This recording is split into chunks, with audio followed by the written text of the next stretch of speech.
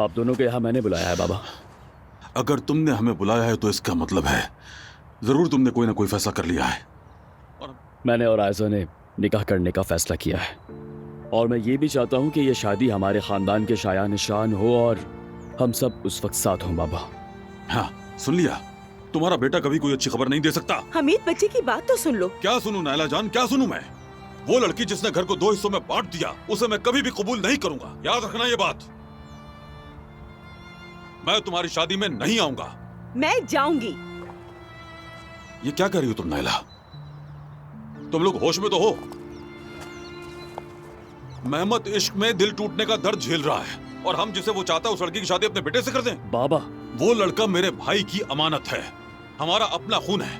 उसकी तकलीफ की वजह तुम हो और तुम कहते हो कि हम तुम्हारी शादी का जश्न मनाएं। मेहमत हमारा दोस्त है या दुश्मन ये मैं आपको उस दिन से पहले दिखा दूंगा बाबा। बस चाहता हूँ कि आप गैर जानिबदार रहें और इस बात का फैसला इसी बुनियाद पर करें, ठीक है?